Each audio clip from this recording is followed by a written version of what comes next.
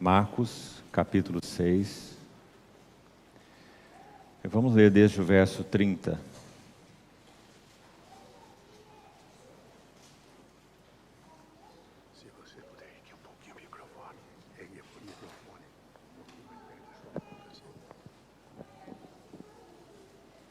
Marcos 6, verso 30. Voltaram os apóstolos à presença de Jesus e lhe relataram tudo quanto haviam feito e ensinado. E ele lhes disse: vinde repousar um pouco à parte num lugar deserto, porque eles não tinham tempo nem para comer, visto serem numerosos os que iam e vinham. Então foram sós no barco para um lugar solitário. Muitos, porém, os viram partir e, reconhecendo-os, correram para lá, a pé, de todas as cidades, e chegaram antes deles. Ao desembarcar, viu Jesus uma grande multidão e compadeceu-se deles, porque eram como ovelhas que não têm pastor. E passou a ensinar-lhes muitas coisas. Em declinando a tarde, vieram os discípulos a Jesus e lhe disseram: é deserto este lugar, e já avançada a hora. Despede-os para que, passando pelos campos ao redor e pelas aldeias, comprem para si o que comer. Porém ele lhes disse: dai-lhes vós mesmos de comer. Disseram-lhe: iremos comprar 200 denários de pão para lhes dar de comer? E ele lhes disse: quantos pães tendes? Ide ver. E sabendo eles, responderam: 5 pães e 2 peixes. Então Jesus lhes ordenou que todos se assentassem em grupos sobre a relva verde. E o fizeram, repartindo-se em grupos de 100 em 100 e de 50 em 50. Tomando ele os 5 pães e os 2 peixes, erguendo os olhos ao céu, os abençoou, e partindo os pães, deu-os aos discípulos, para que os distribuíssem. E por todos repartiu também os 2 peixes. Todos comeram e se fartaram. E ainda recolheram 12 cestos cheios de pedaços de pão e de peixe. Os que comeram dos pães eram 5.000 homens. E logo a seguir, compeliu Jesus os seus discípulos a embarcar e passar adiante para o outro lado, a Betsaida, enquanto ele despedia a multidão. E tendo-os despedido, subiu ao monte para orar. Ao cair da tarde, estava o barco no meio do mar, e ele sozinho em terra. E vendo-os em dificuldade a remar, porque o vento lhes era contrário, por volta da 4ª vigília da noite, veio ter com eles, andando por sobre o mar, e queria tomar-lhes a dianteira. Eles, porém, vendo-o andar sobre o mar, pensaram tratar-se de um fantasma e gritaram, pois todos ficaram aterrados à vista dele. Mas logo lhes falou e disse: tende bom ânimo, sou eu, não temais. E subiu para o barco para estar com eles, e o vento cessou. Ficaram entre si atônitos, porque não haviam compreendido o milagre dos pães. Antes o seu coração estava endurecido. Estando já na outra banda, chegaram à terra em Genezaré, onde aportaram. Saindo eles do barco, logo o povo reconheceu Jesus. E percorrendo toda aquela região, traziam em leitos os enfermos, para onde ouviam que ele estava. Onde quer que ele entrasse, nas aldeias, cidades ou campos, punham os enfermos nas praças, rogando-lhe que os deixasse tocar ao menos na orla da sua veste. E quantos a tocavam, saíam curados. Vamos orar uma vez mais.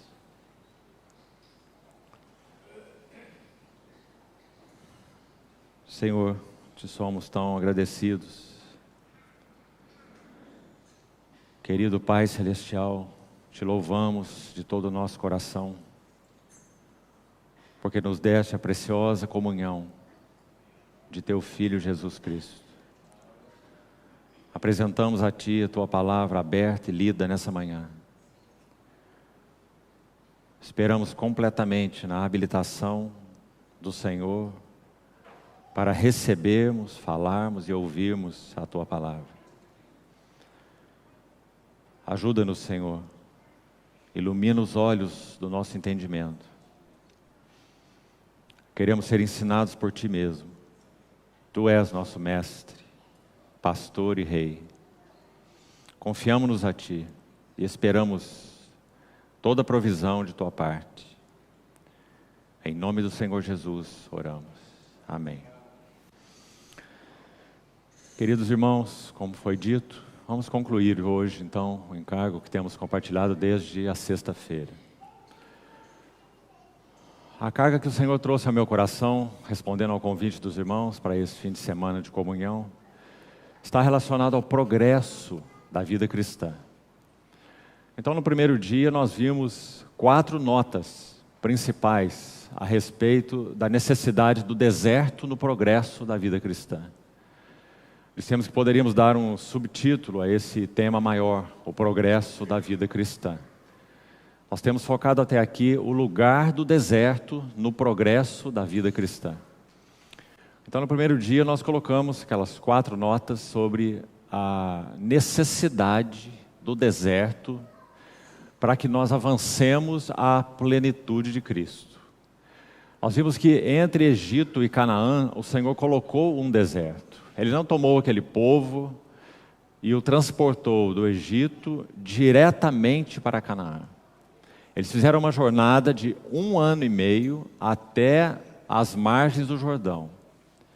E ali não puderam, por incredulidade, avançar, atravessando o rio e entrando na terra. Esse 1 ano e meio, podemos assim dizer, estava no propósito original de Deus. 1 ano e meio de jornada, aprendendo várias lições no deserto e entrando na terra da herança. Mas por causa da incredulidade, Hebreus capítulo 3 vai explicar com toda a clareza, incredulidade e desobediência, eles tiveram aquela derrota ali em Ormá, quando tentaram então forçar o caminho, depois que o Senhor havia dito que agora eles não mais entrariam, por causa da incredulidade. Buscaram forçar o caminho e foram derrotados em Ormá. E tiveram que fazer uma peregrinação de 38 anos. Para a primeira fase, nós podemos usar a palavra peregrinos. Assim como o Novo Testamento também a enfatiza, traduzindo a jornada para o sentido espiritual. Nós somos estrangeiros e peregrinos. E o livro de Hebreus faz a mesma referência no capítulo 11, dizendo que Abraão peregrinou em tendas, como também os patriarcas. O peregrino sabe de onde veio e sabe para onde vai. O peregrino tem um alvo, o errante não. Por 38 anos no deserto, eles foram errantes. Então, mesmo assim, na graça infinita de Deus, eles foram conduzidos pela nuvem e pela coluna de fogo. Mas o Senhor havia determinado algo no seu coração. Uma determinação solene, que toca a todos nós, já que o livro de Hebreus transporta isso para a linguagem cristã e espiritual. Então é dito que eles não herdariam a terra. E a caminhada de 38 anos teve uma finalidade, era que toda a primeira geração perecesse no deserto, por causa de incredulidade. E a segunda geração, sim, entrou na terra. Por isso nós temos o livro do Deuteros Nomos, a repetição da lei, nas planícies de Moabe, para a segunda geração. Então, ontem, nas 2 sessões que tivemos, nós vimos aquelas 5 lições em 1 Coríntios 10, extremamente importantes, além de preciosíssimas, quando o apóstolo Paulo usa a jornada no deserto para se referir e exortar a igreja cristã, em particular a igreja de Corinto, mas é claro, a palavra de Deus foi escrita para todos nós, seus filhos, seu povo, sua herança. Então nós vimos que Paulo destacou 5 aspectos, versos 6, 7, 8, 9 e 10. De 1 aos Coríntios 10. São 5 aspectos, começando com o não cobiceis as coisas más como eles cobiçaram, e terminando com o não murmureis como eles fizeram e foram então assolados pelo exterminador. Então são 5 exortações de muita importância na vida cristã. Não pratiquemos imoralidade como eles praticaram e foram também julgados pelo Senhor. Então ontem nós examinamos qual é o peso na nossa jornada cristã e no nosso progresso cristão daquelas 5 exortações naqueles 5 versículos que já acabamos de citar.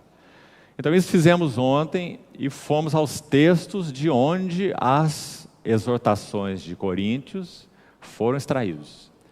Examinamos então por que Paulo selecionou essas 5 exortações específicas e disse assim, concluindo o que falamos ontem: estas coisas lhe sobrevieram como exemplos. Não se esqueça isso. E foram escritas para advertência nossa. Então, graças ao Senhor. Nós não temos um livro de historinha no Velho Testamento. Os princípios de Deus estão lá, embutidos e retratados nas vidas, personagens, tipologia e etc. do Velho Testamento. De uma maneira tão rica e proveitosa.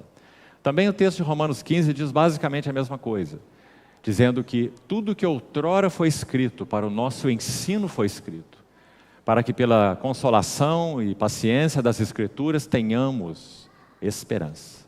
Então isso já fizemos até aqui.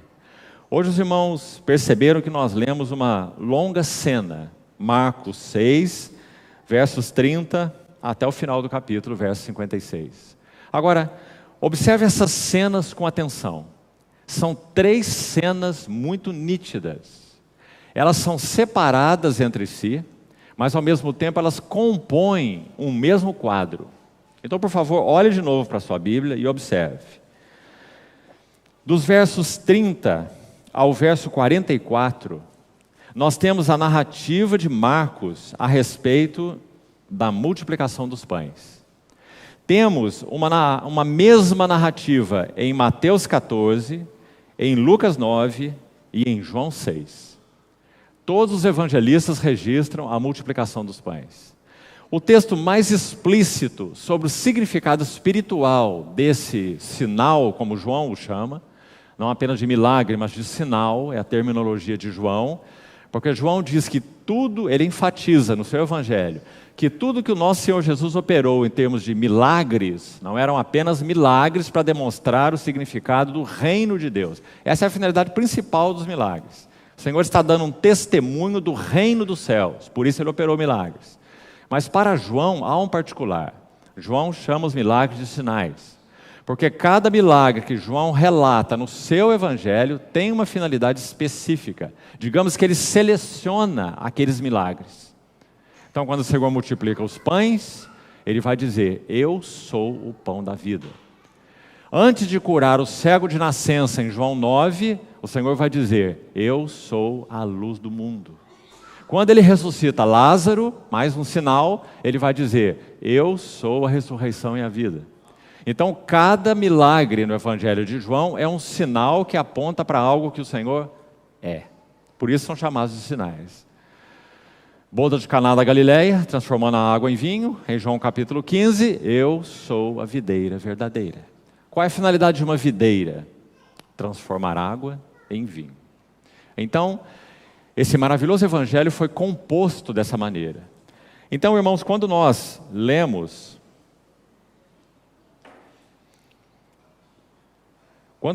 esses primeiros versos, 30 a 44 do capítulo 6, nós temos uma primeira cena, a multiplicação dos pães. Vamos dar um nome para essa primeira sessão: Cristo e a cruz. Cristo e a cruz. Porque, como falamos, quando vamos a João 6, onde nós temos a descrição espiritual desse milagre, ou desse sinal, como falamos, então nós temos uma interpretação muito linda. Quando nosso Senhor, a partir da multiplicação dos pães, vai então ensinar o que nós já falamos. Vossos pais comeram maná no deserto e morreram. Eu sou o verdadeiro pão que desce do céu e dá vida ao mundo. Quem de mim se alimenta, por mim viverá. Quem comer a minha carne e beber o meu sangue, permanece em mim e eu nele. Quantas lições maravilhosas a respeito do significado de Cristo e da cruz. Cristo, o pão do céu. E comer a minha carne, beber o meu sangue, quem de mim se alimenta, por mim viverá, o significado mais essencial da cruz. Ele foi à cruz por causa da redenção, número 1, e número 2, porque sem derramamento de sangue não há remissão de pecados, sangue, e número 2, água. Sangue e água, como saíram ali do seu lado rasgado. A água fala do Senhor repartindo conosco sua própria vida. Então ele não foi à cruz apenas para a remissão dos pecados. Ele foi à cruz para repartir conosco a sua vida santa, aquilo que ele é. Então aí está o primeiro sinal que nós não vamos destacar hoje, nesse encargo para esse tempo que temos tido. Cristo e a sua cruz. Agora, a segunda sessão é nosso encargo. Então veja aí, por favor, de novo, versículo 45 até o versículo 52. Nós vamos daqui a pouco voltar nesse texto, versículo por versículo, examinarmos então algo que entendo o Senhor deseja falar conosco nessa manhã. Mas já vamos dar um nome para essa cena. A igreja e o intercessor. A primeira cena, Cristo e a cruz. A segunda cena, a igreja e o intercessor. Então nós vamos vendo os discípulos aqui passando ou representando a igreja, é claro, os discípulos do Senhor, e nosso Senhor sozinho no monte a orar. A igreja e o intercessor. Quando nós chegamos aos versos 53 a 56, veja aí, esses últimos versos, também a linguagem dentro desse contexto maior parece muito significativa. Eles aportam na outra margem, em Genezaré, está aí no verso 53, e o que o Senhor faz? Trazem a ele em leitos, enfermos, verso 55, onde ouviam que ele estava, e então verso 56, o Senhor curando a todos, até mesmo aqueles que tocavam na orla de sua veste. Então vamos dar um nome também para essa sessão, e vamos chamá-la de o reino por vir e o descanso.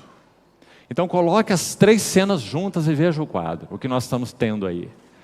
Os três temas, escute bem, mais importantes de todo o Novo Testamento.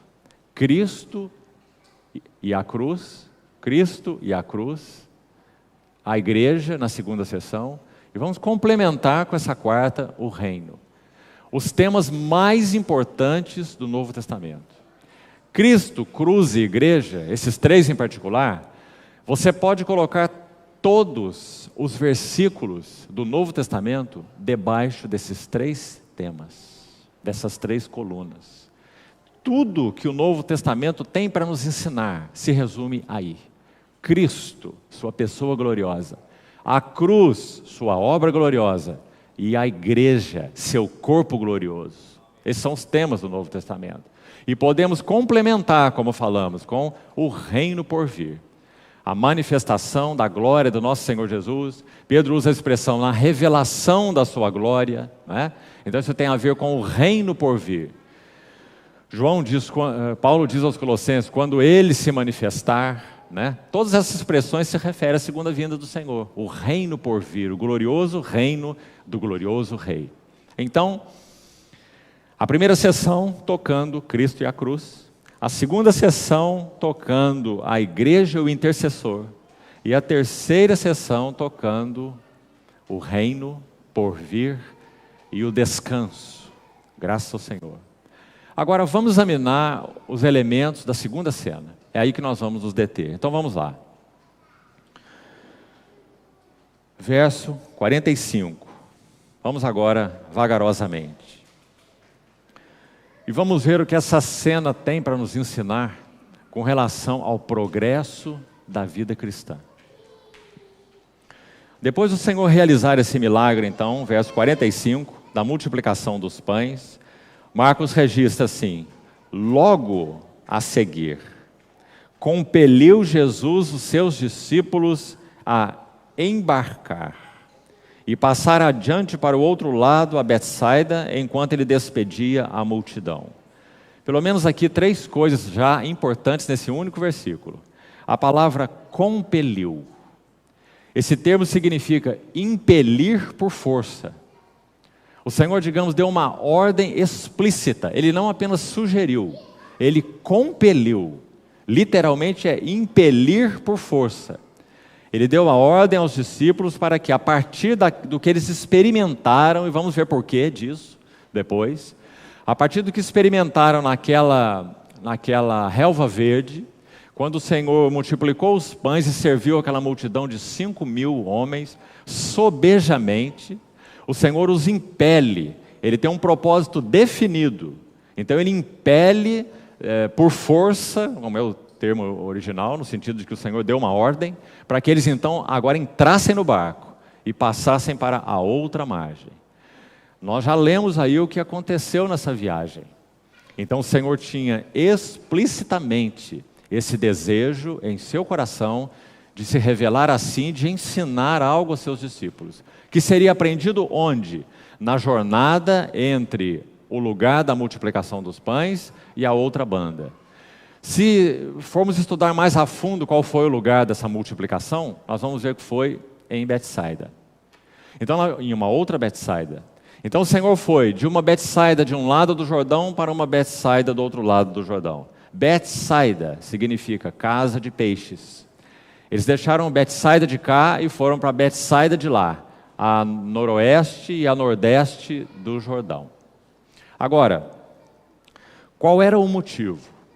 Quando o evangelista diz impeliu os discípulos a embarcar, dentro das ênfases que temos compartilhado desde a sexta-feira, e é aí que nós queremos focar, nós vamos então avaliar essa jornada dos discípulos nesse tema maior, o progresso da vida cristã, o progresso da jornada cristã. Depois do Senhor se revelar a eles como aquele que é o pão da vida, Cristo e a cruz, esse pão partido, distribuído a eles, alimentando essa multidão, digamos que então ele dá uma ordem para começar a jornada. Nós estamos excluindo essa cena de todo o restante do evangelho, é claro. Estamos colocando essas 3 cenas juntas como um quadro separado e específico. Então digamos que depois do Senhor alimentar a multidão com o pão, eu sou o pão da vida, quem de mim se alimenta, por mim viverá. Cristo e a cruz. Essa é a nossa primeira revelação. Não houve nenhuma antes dessa, quando o Senhor se fez conhecido para nós. Nós, nas nossas palavras e na nossa experiência, fizemos a mesma declaração de Pedro, de uma maneira ou de outra. Quando nossos olhos foram iluminados, nós também dissemos: agora vejo que tu és o Cristo, o Filho do Deus vivo. Essa foi nossa confissão. Para quem iremos nós? Só tu tens as palavras da vida eterna. Então, quando conhecemos a Cristo como pão, a Cristo e a cruz, qual é o próximo passo do Senhor na sua história conosco? Impele-nos a embarcar e passar para o outro lado. Então, essa jornada contém lições muito preciosas. Porque, irmãos, quando o Senhor os impele a fazer isso, olhe agora o quadro no contexto maior do Novo Testamento. Quando o Senhor os impele a fazer isso, ele sobe ao monte. Não é interessante? Ele poderia ter ido a qualquer outro lugar. O texto diz que o Senhor queria tomar-lhes a dianteira quando ele foi encontrá-los na tempestade no mar, naquele vento impetuoso, e eles em dificuldade a remar. Por que o Senhor já não fez isso antes? Os impeliu a embarcar, tomou aqui um outro caminho, andando por sobre as águas, não é? Nenhuma dificuldade para o Senhor fazer isso, estava lá esperando a hora que eles aportassem, lá estava o Senhor para recebê-los do outro lado da margem. Porque ele os impele a embarcar e sobe ao monte para orar. Então, monte esse quadro em sua mente, porque é um lindo quadro. Os discípulos no barco a remar, o intercessor no monte a orar. Esse é o tema de Hebreus. O sumo sacerdote que vive para interceder por nós. E os discípulos no barco, com dificuldades, a remar, porque o vento lhes era contrário. É uma linda cena. Então, vamos seguir com ela. Verso 46. Tendo-os despedido, subiu ao monte para orar. Como nós já falamos, aí está o intercessor, na sua posição no alto do monte. Ao cair da tarde, verso 47, estava o barco no meio do mar e ele sozinho em terra. Vamos de novo parar aqui um pouco. Os discípulos do Senhor, e também a multidão, mas particularmente os discípulos, eram cuidados pelo Senhor de uma maneira magnífica. É dito no texto que nós lemos, especificamente verso 34, que quando nosso Senhor viu aquela grande multidão, veja o texto, compadeceu-se deles, porque eram como ovelhas que não têm pastor. Se isso era verdadeiro no coração do Senhor com relação à multidão, era especialmente verdadeiro com relação aos seus discípulos. Quando nosso Senhor estava no Getsêmani a orar, bem posteriormente, e aquela escolta de soldados veio buscá-lo para finalmente levá-lo, agora era a sua hora, antes não. Você lembra o que aconteceu? Você lembra do relato? É dito que o Senhor se adiantou aos seus discípulos e perguntou aos guardas: a quem buscais? E eles disseram: a Jesus, o Nazareno. E ele disse: sou eu. O que ele está fazendo aí? Aquilo que ali em João 17 ele expressa orando ao Pai assim: enquanto estavam comigo, eu os guardei e os protegi. E nenhum deles se perdeu, a não ser o filho da perdição, para que se cumprisse a Escritura. Então essa foi sempre a atitude maravilhosa, doce, protetora do Senhor para com seus discípulos. A mesma coisa aconteceu aqui. O Senhor os ensinou largamente naquela campina, porque você vê que também nós lemos isso, né? Nos versos iniciais, que o Senhor os ensinou largamente, os ensinou muitas coisas, é dito aí no mesmo verso 34. Então, diante desse largo ensino, essa multidão de 5.000 homens estavam famintos. E nosso Senhor queria cuidar deles, porque Ele é o pão da vida. Então, quando Ele realiza o que Ele realizou e impele os discípulos a embarcar, primariamente, digamos, e literalmente falando, Ele tinha um primeiro objetivo. E nos parece muito claro que era ir para casa. Sabe por quê?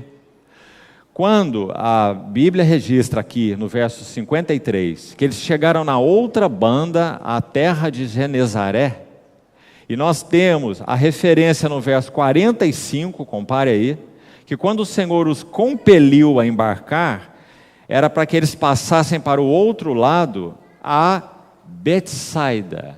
Agora, vamos parar aqui um pouquinho, que eu acho que essa lição vai nos ajudar. Deixa aí marcado o texto, já estamos voltando a ele. Abra no livro de João, por favor, Evangelho de João. Veja o capítulo 6, a mesma narrativa, como falamos, da multiplicação dos pães, em João, capítulo 6. Veja o que é dito no verso 15. João 6,15. Sabendo, pois, Jesus que ele já multiplicou os pães. Então, escute bem aí. Sabendo Jesus que estavam para vir, com o intuito de arrebatá-lo, para o proclamarem rei. Para o proclamarem rei. Novamente, retirou-se sozinho para o monte. Então você vê por que nós temos 4 narrativas da multiplicação dos pães? que não é nosso encargo nessa manhã examiná-lo, nós estamos lá com a segunda sessão e não com essa primeira, porque cada uma delas irá agregar algo mais de revelação a respeito dessa preciosa cena.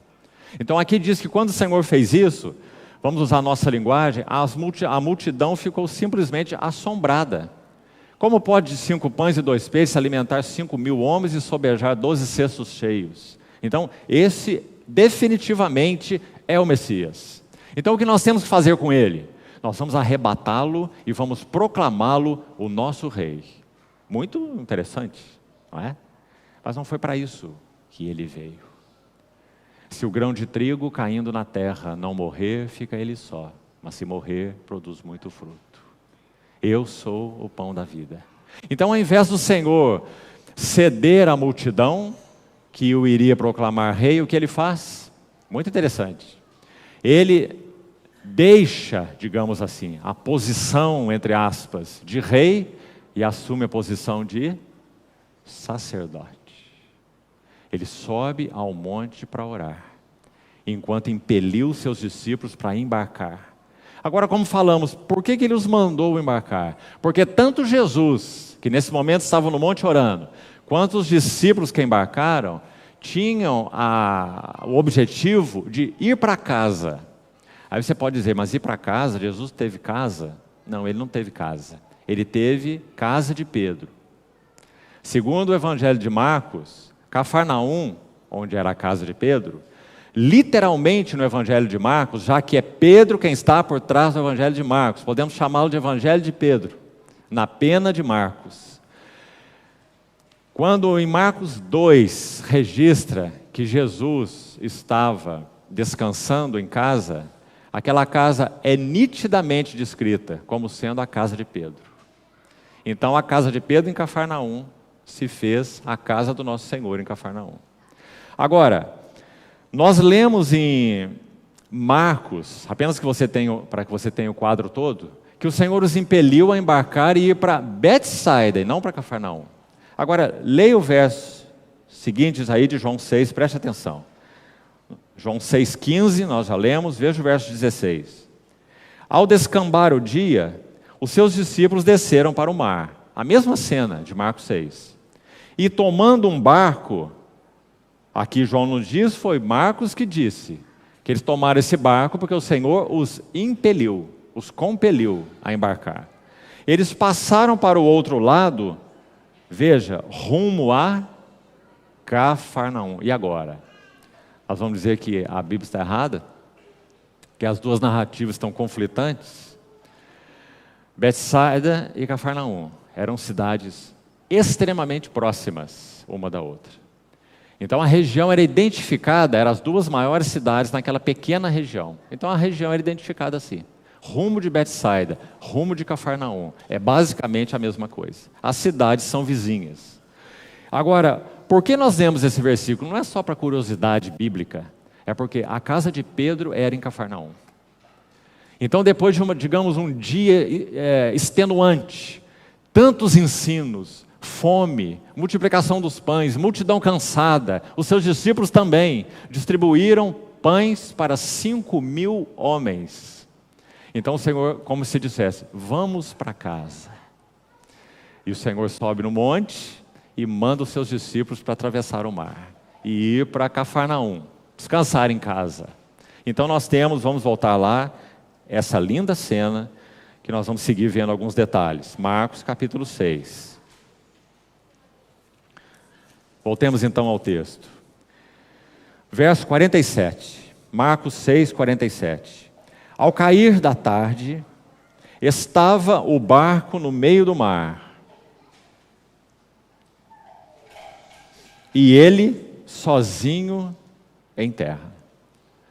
Aqui nós temos as 3 frases, dentro da ênfase que estamos dando, tão bonitas, amados irmãos. Primeiro, ao cair da tarde. Se transportarmos aqui para a nossa história como discípulos do Senhor e para a linguagem espiritual, vai alta a noite. Os discípulos começaram a remar no cair da tarde. Vamos ver o detalhe aí mais à frente, que já era a quarta vigília da noite e eles ainda estavam remando. Depois do dia extenuante que tiveram.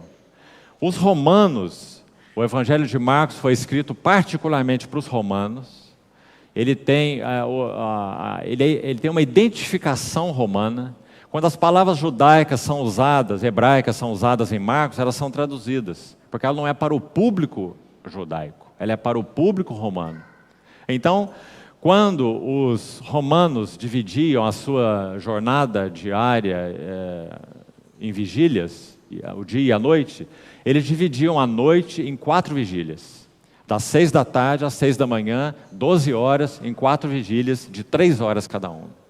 Então, se eles estavam remando na quarta vigília da noite, olha o verso 48, no meio do verso, por volta da quarta vigília da noite. Então, vamos ser complacentes e vamos dizer que a quarta vigília estava começando. E ela começa às 3 da manhã, a última vigília. Mas eles embarcaram no final da tarde. Então, de novo, no mínimo, eles estavam remando em torno de 8 horas. Para atravessar uns pouquíssimos quilômetros. Já que o Mar da Galileia tem um formato mais ou menos assim, e eles estavam atravessando aqui do nordeste para o noroeste, um pequeno trajeto. Mas eles foram tomados por uma tempestade, vento impetuoso, contrário a eles, e eles estavam ali completamente exaustos a remar. Isso fala muito da nossa jornada até que o Senhor venha. Então é dito, ao cair da tarde, estava o barco no meio do mar, e ele sozinho em terra. Uma cena maravilhosa. Verso 48, e vendo-os em dificuldade a remar, porque o vento lhes era contrário. Essa não é a nossa experiência, amados irmãos? Será que na nossa jornada cristã o vento tem sido a favor? O que o livro de Hebreus nos ensina se nós baixarmos as velas?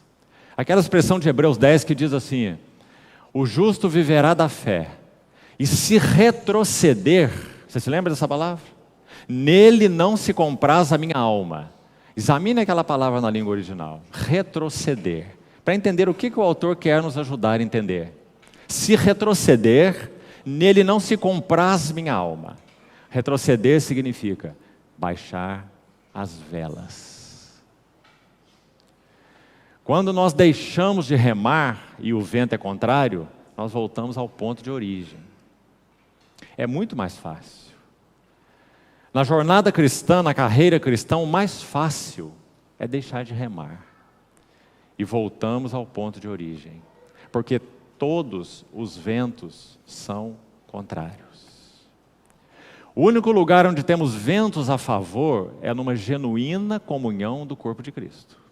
Porque se pensarmos na cristandade em geral, infelizmente, nós temos que aplicar a mesma metáfora. O vento é contrário. Contrário. Ouvimos coisas contrárias à palavra de Deus. Ouvimos apresentações inadequadas de Cristo e da sua obra. Não temos ouvido nada sobre a vinda do nosso Senhor. Isso não interessa para os cristãos em geral, porque eles pregam doutrinas estranhas, de prosperidades e de bênçãos, paz e reino, e tudo agora, aqui e já, e nada mais, não é? Então o vento é contrário dentro da cristandade também. Nós só temos vento a favor, numa genuína, pura comunhão no corpo de Cristo, com aqueles que amam o Senhor e que conhecem o significado da jornada cristã. Sabe, irmãos, a jornada cristã tem 2 características principais. As 2, novamente, você vê com clareza no livro de Hebreus. Primeiro é olhando firmemente para Jesus, autor e consumador da fé. Fixamente. Mas o livro de Hebreus não diz só isso. O livro de Hebreus usa 2 vezes a palavra considerar, que fala de você colocar um telescópio para examinar um astro e dedicar sua vida estudando esse astro. Não é? Esse é o nosso Jesus. Então diz, considerai atentamente o apóstolo e sumo sacerdote da nossa confissão, Jesus. Mas não diz só isso. Diz também assim, considerai-vos também uns aos outros. para nos estimularmos ao amor e às boas obras. Que interessante, querido irmão. Significa que nós, coloquemos assim, com reverência, nós só temos duas coisas nessa nossa jornada: o nosso Senhor Jesus e uns aos outros. Na genuína comunhão do corpo de Cristo. Nós não temos nada mais. Como nós falamos, quando olhamos para a cristandade, quanto vento contrário. Não estamos usando uma linguagem de crítica, porque nosso Senhor também não faz assim. Nós também vemos ovelhas que não têm pastor. E queremos de alguma maneira, pela graça do Senhor, poder ser úteis. De alguma forma. Em Cristo. Mas o fato é que o vento é contrário. Mesmo na cristandade. Muito mais no mundo. Nas universidades, o vento é a favor. Irmão, o mundo é bom. Será que quando João diz não ameis o mundo, João é ascético, anacoreta, exicasta? Será que ele é? O mundo é bom. Eu me lembro, amado irmão, de uma cena que nunca mais saiu da minha mente. Essa guerra da Síria já tem mais de 250 mil mortos em 4 ou 5 anos, em torno disso. É uma calamidade.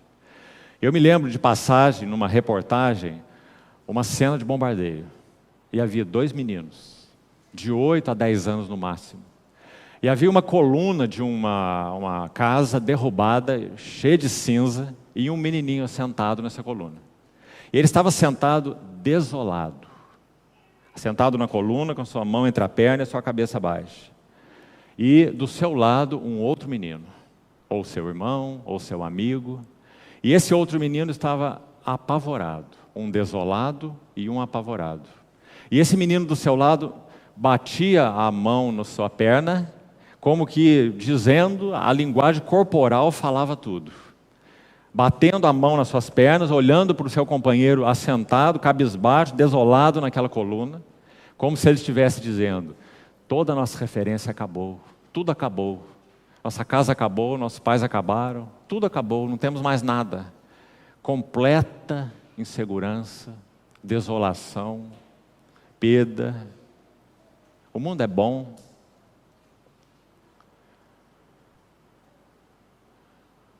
Mês passado, nós lemos nos jornais que a Escócia, um berço de pregadores no tempo da Reforma e em diante, foi o primeiro país a declarar a legitimidade dos relacionamentos homoafetivos e etc.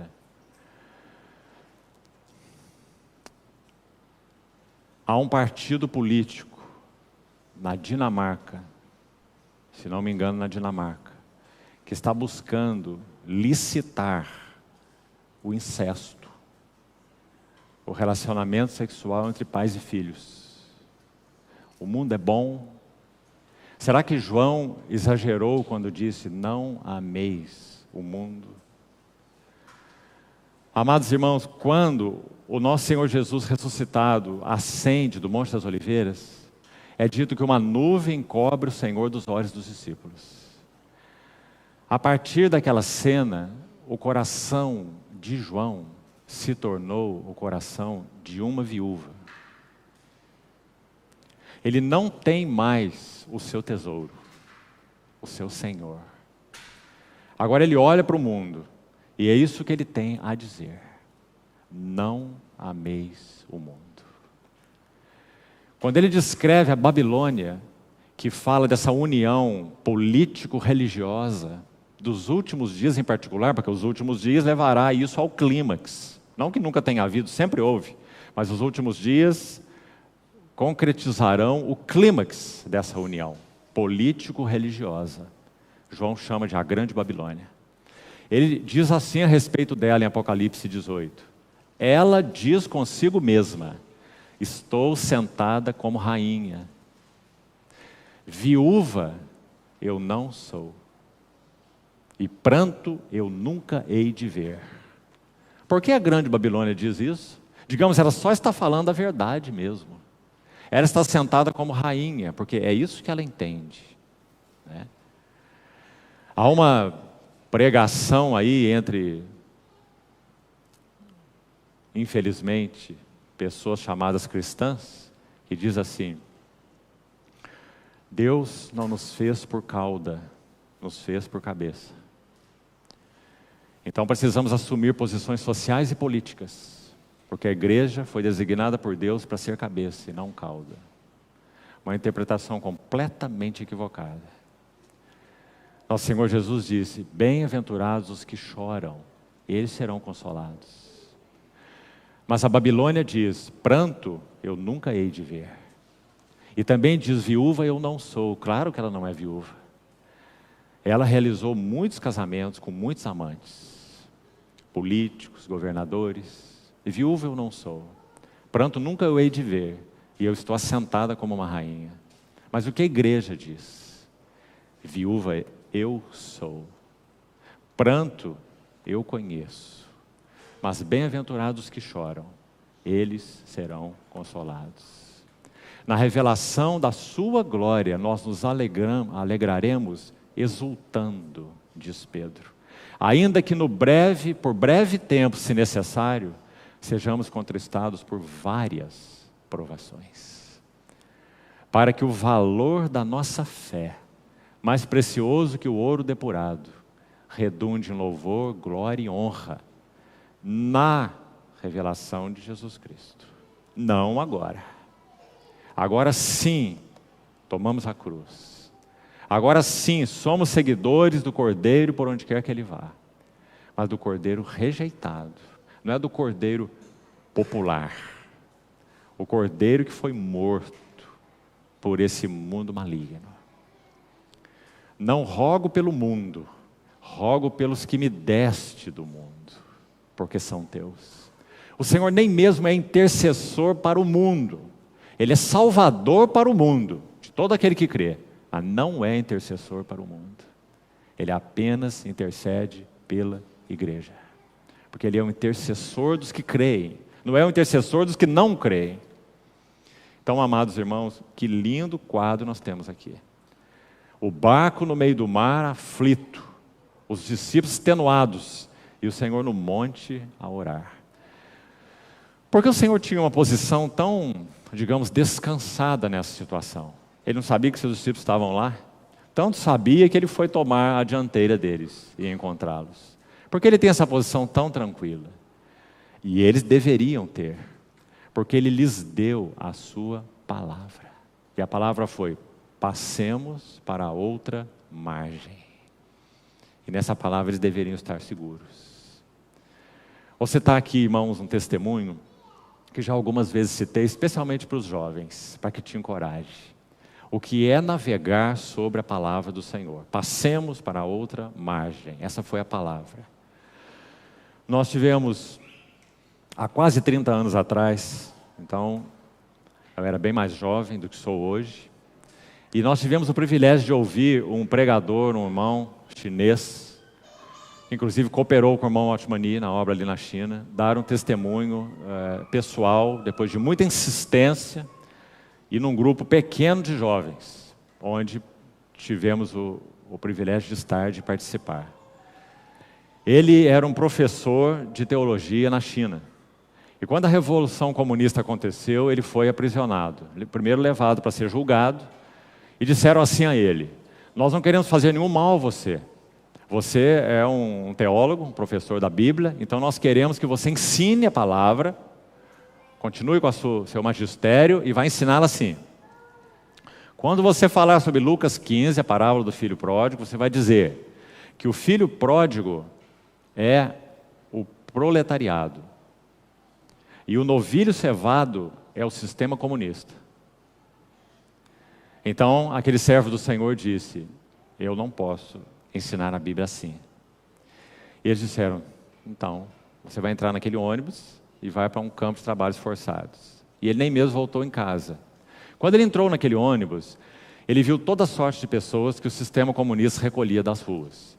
Havia ali mendigos, ladrões, prostitutas e de tudo naquele ônibus. E lá estava esse servo do Senhor.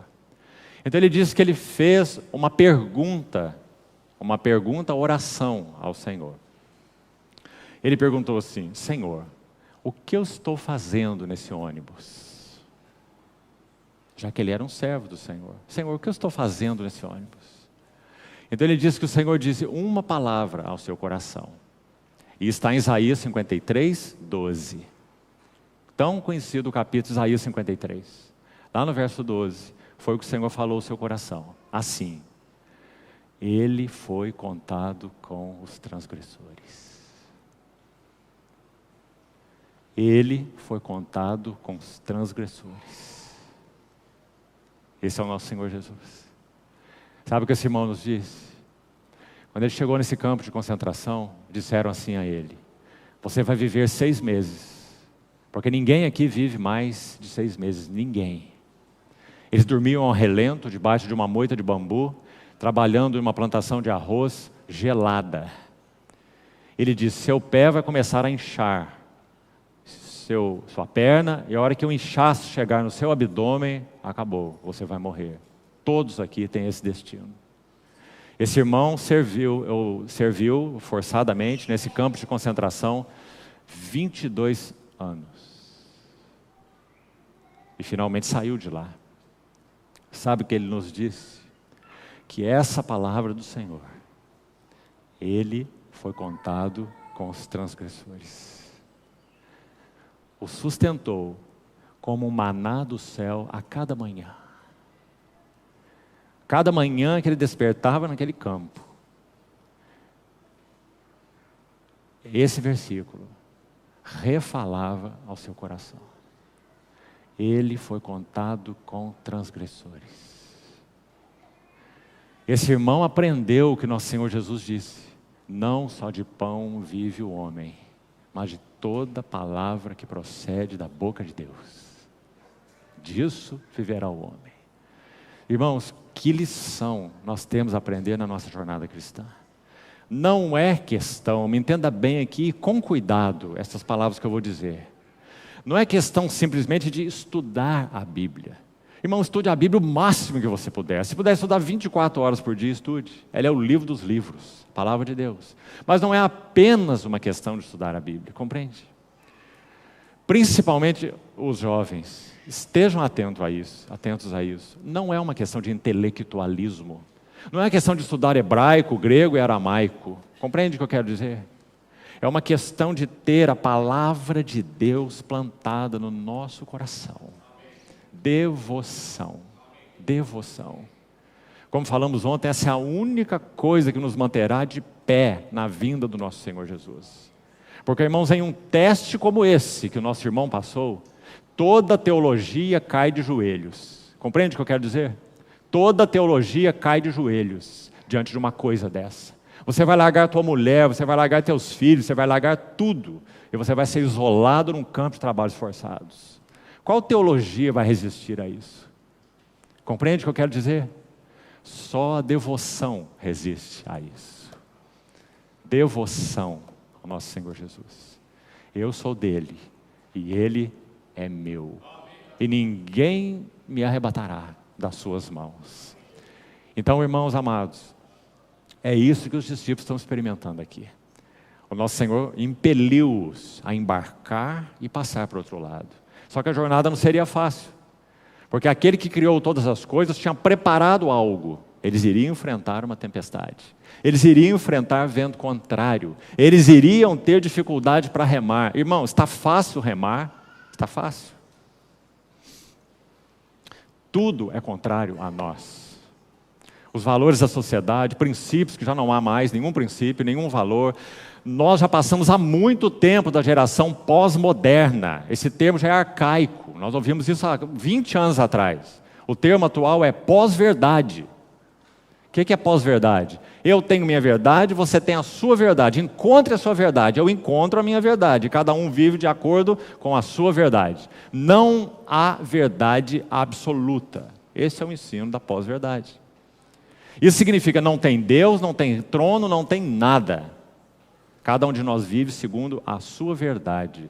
Essa é só uma maneira bonita, entre aspas, de dizer assim, cada um vive segundo seus apetites e as suas paixões e do jeito que quiser, não é?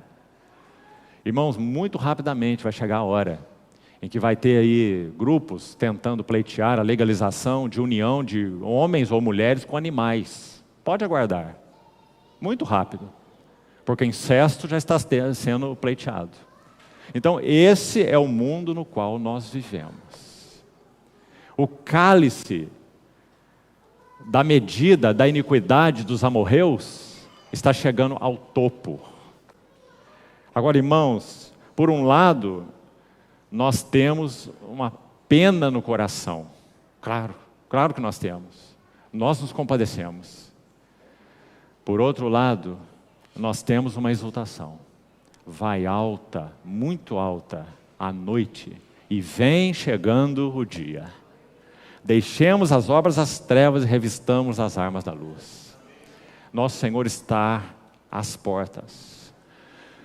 Nada mais resta para que nós possamos ver o Senhor face a face.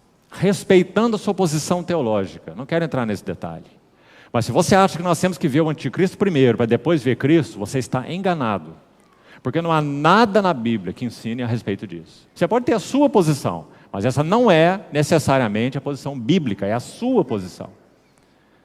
O que nós entendemos é que tudo o que necessitaria ser cumprido para que o nosso Senhor retornasse, já foi cumprido. Terceiro templo, anticristo, tribulação, é só uma posição teológica. Se você concorda com isso, amém, fique com ela, mas não fique dogmatizando para os outros, que isso é assim. Porque cada martelo que você bater aqui, eu posso bater outro lá, para te mostrar que não é bem assim. Porque a Bíblia não deixou claro, nem aqui e nem ali. Se nós passaremos por tribulação, não sabemos. Se nós veremos o anticristo, não sabemos. Se o Senhor tardar, nós veremos. Passaremos por essa prova a mais. Mas nada mais precisa ser cumprido para que o nosso Senhor Jesus volte. Nada mais. Porque o arrebatamento da igreja pode sim, claramente, pode, não estou dizendo que vai, pode claramente anteceder todos esses eventos, inclusive a revelação do anticristo. Primeiro a igreja arrebatada para o encontro com o Senhor nos ares, e depois uma grande tribulação na terra. Sim, isso muito bem pode suceder. E mais do que isso, irmão, esse é nosso clamor e essa é a nossa oração. Ou você quer ver o anticristo e o seu reino nesse mundo? Nós queremos ver a Cristo. Então nós oramos, Maranata, vem Senhor Jesus. Então, irmãos, me parece, quero ser delicado aqui, gentil aqui. Me parece estranho alguém ter no seu coração uma oração, Maranata, mas ele tem uma convicção que antes do seu Cristo ele vai ver o anticristo. Então parece um Maranata bastante limitado. Mas quando nós oramos Maranata, nós estamos dizendo, vem Senhor Jesus. Porque nada mais resta acontecer para que o Senhor venha. Então nós temos um Maranata pulsante no nosso coração. Graças ao Senhor. Então, aí estão os discípulos. Verso 48, vamos lá de novo. Em dificuldade a remar. Me permito aqui mais uma nota sobre isso. Também em outras ocasiões já partilhei com os irmãos. Você se lembra de Daniel 7,25? Você quer abrir aí? Daniel 7,25? Olha o que diz lá. E veja o quanto isso nos ajuda. Esse maravilhoso livro de Daniel. Tem tanto a ver com a nossa hora e a nossa história. O livro de Daniel foi escrito metade em hebraico, metade em aramaico. Porque o povo estava no cativeiro da Babilônia, esqueceu o hebraico e aprendeu a linguagem persa, o aramaico. Então aqui no capítulo 7, verso 25, tem uma palavra aramaica. E é a palavra magoará. Queria que você notasse aí. Daniel 7, 25. Profetizará, e esse cidadão descrito aqui é o anticristo. E olha o que é dito no verso 25. Daniel 7, 25. Proferirá palavras contra o Altíssimo e magoará. Está vendo essa palavra? Na sua tradução pode ser talvez uma outra, né? Na revista atualizada é magoará. Os santos, do Altíssimo. A palavra magoará no aramaico tem um sentido mental, de afligir e esgotar mentalmente. Não é impressionante? Nós não estamos ainda no período do reino do anticristo, mas nós estamos na era, sem dúvida nenhuma, na era final e no clímax do espírito do anticristo. Todos os santos que têm seguido o Senhor fielmente têm percebido, sentido, experimentado o peso dessa palavra na sua própria história. Aflição mental, desgaste mental. Incapacidade de orar por muito tempo. Falta de desejo pela palavra de Deus. Vida devocional secreta cada vez mais curta. Pressa, correria, ansiedade, preocupação, não é? Afligirá, magoará os santos do Altíssimo. A palavra também tem a ideia de consumir. Veja que palavra forte. Ele consumirá os santos do Altíssimo. Irmãos, é esse o tempo que nós estamos vivendo. Antigamente, na minha época de jovem, quando nós nos formávamos em medicina, odontologia, uma carreira acadêmica aí qualquer, era suficiente. Você ia lá exercer a sua clínica geral, não é? E olha, era muito apreciado, né? O doutor fulano, o doutor ciclano. Hoje você faz uma medicina e uma odontologia, não serve quase para nada. Nada. É um curso básico. Você tem que fazer um pós. Não é assim? E o pós acaba com você. E acaba com o seu tempo, e acaba com as suas energias, e acaba com a tua mente. É essa geração que nós vivemos. Nada contra fazer uma pós-graduação. Mas cada um de nós precisa ir aos pés do Senhor e dizer: Senhor, eu estou sendo consumido. Conheço um irmão que passou por essa transição, estava buscando oportunidade de trabalho e foi muitas oportunidades de trabalho. Currículo aqui, currículo ali, currículo lá. Me permita ilustrar assim. E ele, então, num determinado momento, aquele currículo avançou nesse processo de entrevista e ele foi fazer a sua entrevista psicológica. Quando ele foi fazer a entrevista psicológica, uma pessoa preparada, muito preparada na área dele, e começou a fazer a entrevista. Então a pessoa foi tirando as conclusões, né, para depois dar o laudo aí, digamos assim, o resultado dessa entrevista. Sabe o que ela colocou nessa entrevista? Que percebia que essa pessoa era muito capacitada, mas que ela não tinha aquela gana por vestir a camisa, digamos assim, e trabalhar naquela empresa. Isso veio lá no laudo. Sabe por que veio assim? Porque esse irmão compreendeu o que significa consagrar seu coração, energias ao Senhor. Então ele não foi aprovado, porque eles não queriam uma pessoa assim dividida, queriam uma pessoa inteira, que vestisse a camisa da empresa, não é? E fosse um executivo da empresa. É isso que tem sido requerido de nós. Agora, será que temos que nos conformar a isso ou podemos perguntar para o Senhor: onde está o Senhor? Senhor, é isso que o Senhor tem para mim? Ou eu posso esperar? O Senhor vai me abrir uma outra porta, um outro caminho. Eu não quero entregar meu coração a essas coisas. Eu não quero consumir o meu tempo dessa forma. Eu quero trabalhar e subsistir. Meu filho não tem que estudar na escola AAA. Ele pode estudar na escola B, não tem problema. Ele não tem que ser um astronauta, ele pode ser um mecânico, numa boa oficina. Não tem problema. Qual é o problema? Então, amados irmãos, parecem coisas simples, mas elas têm torturado as nossas mentes. Há pais que se racham de trabalhar para pagar uma escola de R$2.000 de mensalidade para o filho, que eles não podem pagar, mas eles têm que pagar, porque tem que estudar naquela escola. Não é assim? Consumirá os santos do Altíssimo. Daniel 7:25. Vamos seguir então com o livro de Marcos e vamos concluindo. Marcos, capítulo 6, verso 48. vendo-os em dificuldade a remar, porque o vento lhes era contrário. Ah, que frase significativa é essa, irmãos? Por volta da 4ª vigília da noite, ou seja, do cair da tarde à 4ª vigília, pelo menos 8 horas nós temos, depois de um dia desse que eles tiveram. Mas eles participaram primeiro daquela cena onde o Senhor multiplicou os pães, alimentou aquela multidão, mas Ele então os impeliu a embarcar, como dizendo, comecem a jornada, eu lhes dei a minha palavra, e subiu ao monte para orar. Hebreus 7:25 diz assim: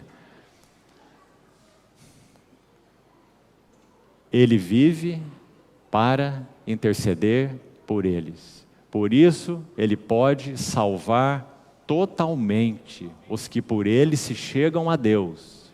Hebreus 7:25, porque Ele vive sempre para interceder por eles.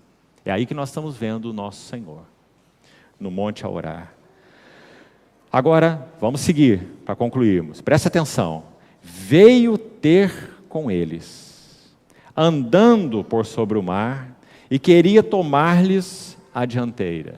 Muito interessante essa expressão, queria tomar-lhes a dianteira. Estude aí você essa expressão. Sabe o que me parece? Que o Senhor, então, no momento oportuno, depois desse seu tempo de orar, de interceder ali no monte, Ele vai ao mar, os discípulos já estão no meio do mar, como diz aí, remando contra o vento, e Ele começa a andar sobre as águas aqui, imaginemos, e Ele quer tomar a dianteira dos discípulos, é como que dizendo assim, é por aqui que vocês vão, me sigam, nós vamos para outro lado, para outra margem. Queria tomar-lhes a dianteira. Quando eles viram essa cena desse homem andando sobre as águas, nós vimos o que aconteceu. É um fantasma. E ficaram apavorados, né? Verso 49. Já citamos. Vendo andar sobre as águas, pensaram se tratar de um fantasma e gritaram. Verso 50. Imagina essa cena, né? Eles gritando dentro do barco, vendo um fantasma.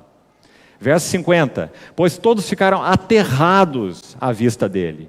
Agora aqui tem 3 frases maravilhosas. O progresso da jornada cristã. Preste atenção. Mas logo lhes falou e disse, primeira frase, tende bom ânimo. Irmãos, tem um hino de Jesse Penlewis, muito lindo, sobre a volta do Senhor.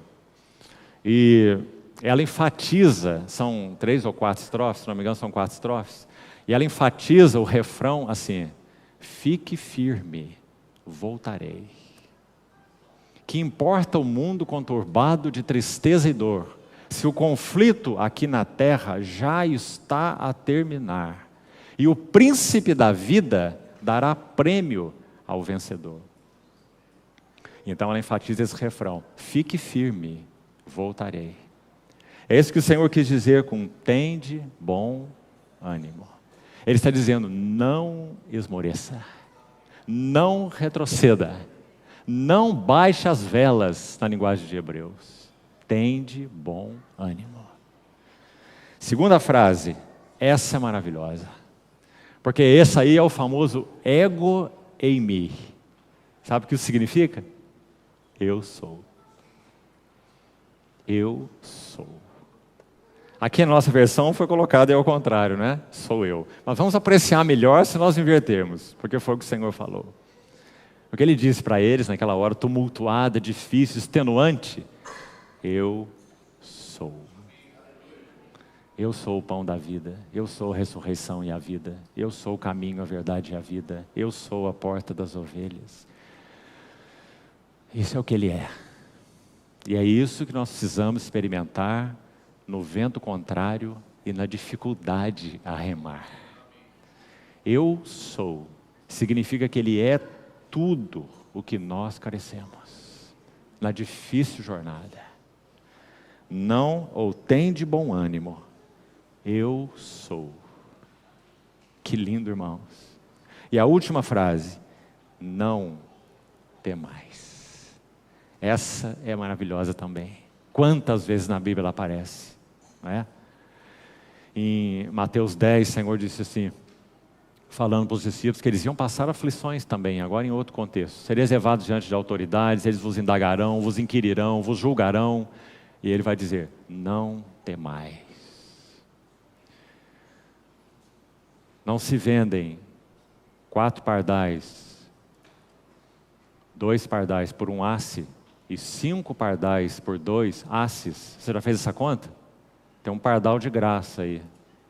Porque o pardal desde aquele tempo não valia nada. 2 pardais por 1 asse, 5 pardais por 2 asses. Tem um de brinde. Então o Senhor disse isso porque Ele vai dizer assim, muito mais valeis do que os pardais. Até os cabelos de vossa cabeça estão contados. Em Lucas agora Ele diz assim, quando vos levarem diante das autoridades e vos julgarem e arguírem, não vos preocupeis. O Espírito Santo vos dirá naquele momento, não é antes não tem preparação para isso assim, antes não, a preparação é devoção. E o Espírito Santo vos dirá naquele momento o que deveis dizer. Graças ao Senhor. Então, tende bom ânimo, sou eu, não temais. Então, verso 51. E subiu para o barco. Agora, olha essa expressão, para estar com eles. Sabe o que vamos fazer?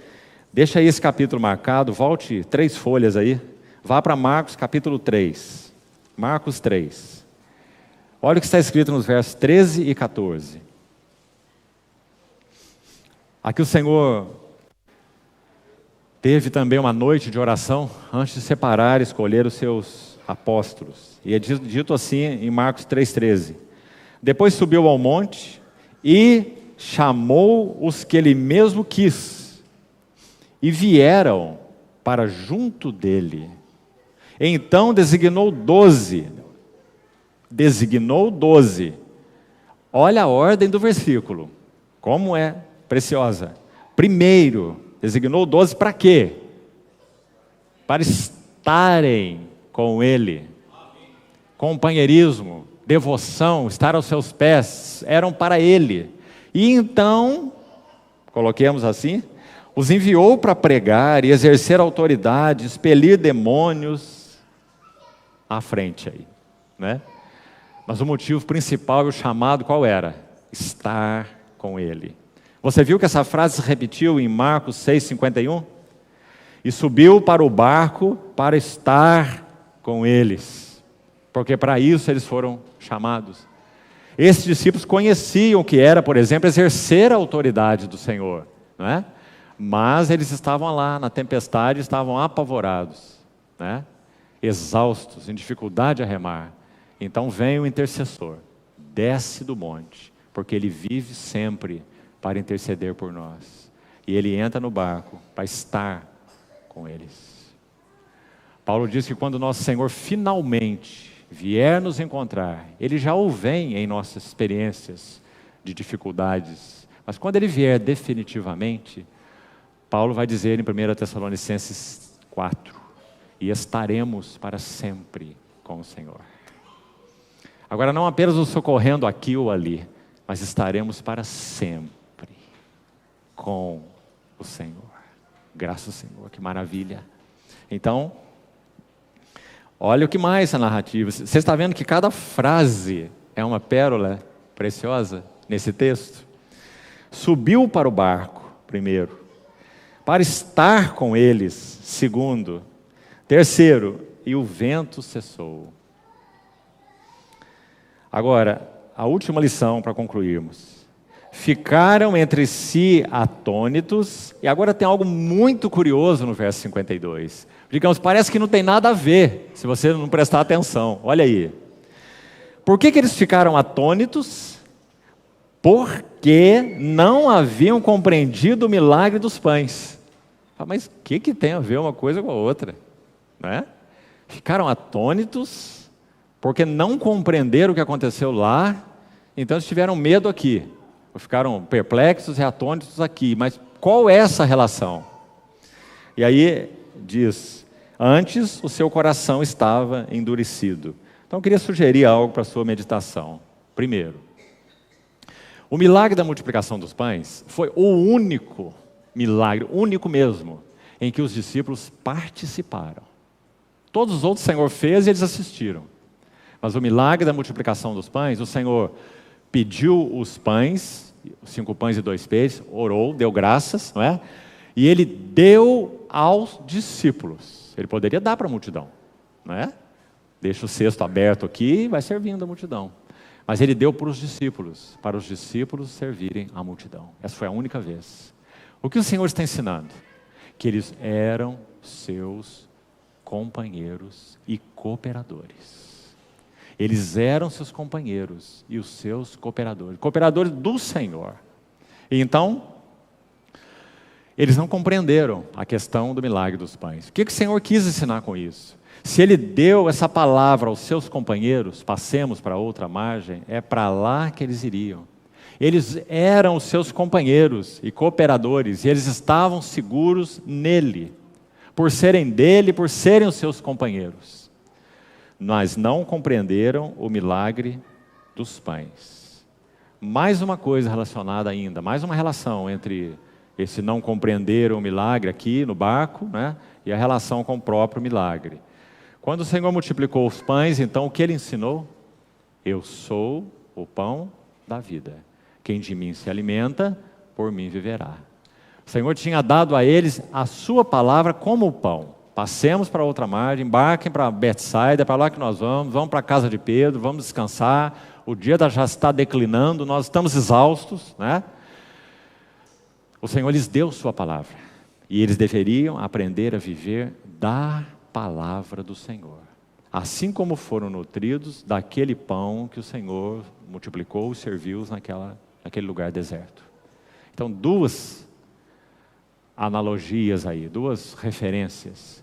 Primeiro, eles foram feitos companheiros do Senhor. No milagre da multiplicação, eles distribuíram o pão. Eram os seus companheiros, estavam seguros, porque eram os seus companheiros. E segundo, eles deveriam aprender a viver da palavra de Deus, do pão. E então, como nós já falamos, os versos últimos aí, finais, falam do reino por vir e do descanso.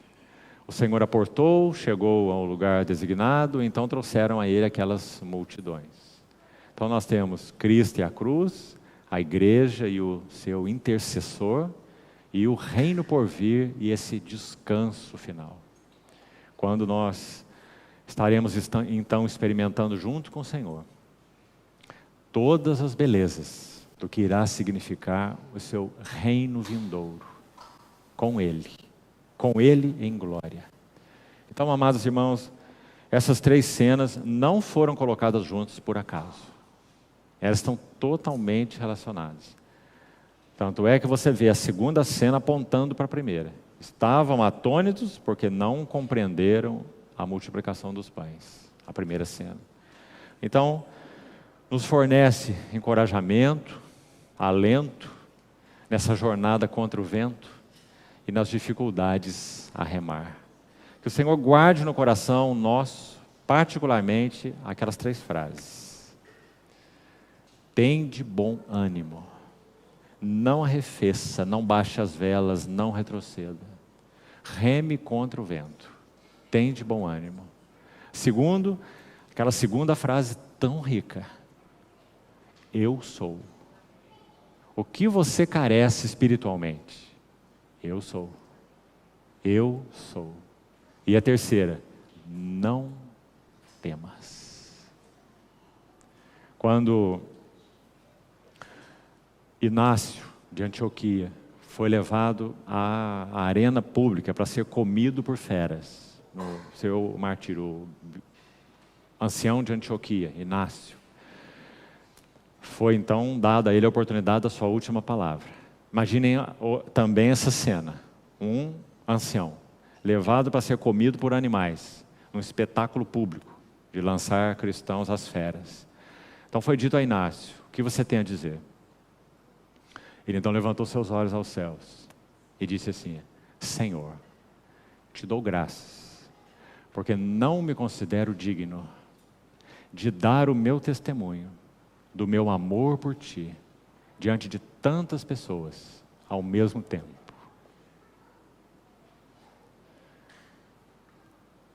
Louvado seja o Senhor, porque Sua provisão para nós é uma provisão particular, específica, exata, para aquele vento contrário e para aquela dificuldade a remar, até ao extremo. Eis que eu estarei convosco todos os dias, até a consumação dos séculos. Então que o Senhor, amados irmãos, encontre caminho para seguir falando no nosso coração sobre esse assunto do progresso da vida cristã. Há muitos cristãos, graças ao Senhor por isso. Mas quantos de nós, amados irmãos, temos progredido na jornada cristã? E como já falei, não é no sentido de conhecimento bíblico, é progredido na jornada cristã. Conhecendo o Senhor, amando o Senhor.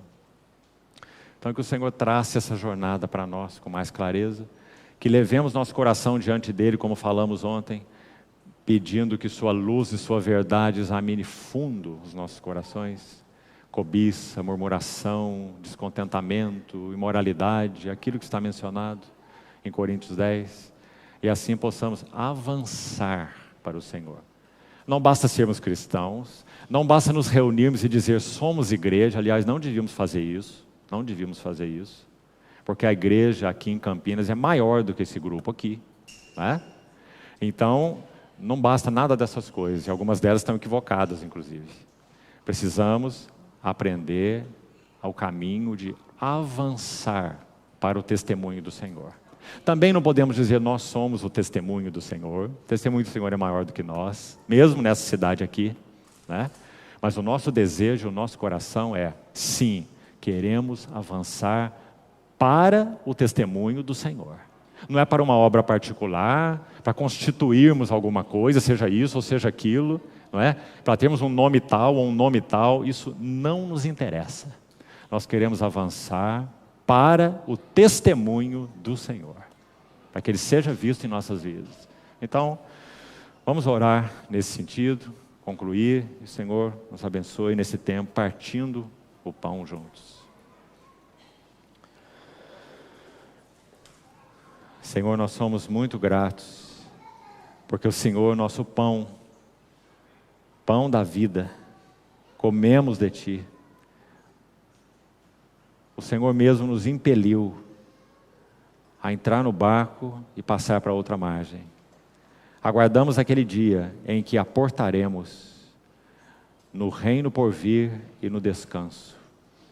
Mas, Senhor, enquanto estamos aqui, com vento contrário e dificuldade a remar, nós te suplicamos que o Senhor fale e refale aos nossos corações, para que realmente tenhamos bom ânimo, não retrocedamos, não nos acovardemos, não baixemos as velas, conhecendo que o Senhor é o que é, o eu sou. E te pedimos que o Senhor comunique a nós, a cada manhã, a cada circunstância, a cada vento contrário, o teu não temas. Sabemos, Senhor, que ninguém poderá nos arrebatar das tuas mãos, nem morte, nem vida, nem anjos, nem poderes, nem altura, nem profundidade, nem fome, perigo, nudez. Muito obrigado, Senhor, por tão preciosa aliança, por sermos teus de uma maneira irreversível, perene, segura. Louvamos teu nome, Senhor. Pedimos que todas as verdades que compartilhamos nesses dias sejam para todos nós encorajadoras. Mantém essa tua palavra no nosso coração, porque queremos avançar para o teu testemunho. Ajuda-nos, Senhor. Corrige-nos, Senhor. Fala-nos, Senhor. Assim oramos, no teu precioso nome. Amém.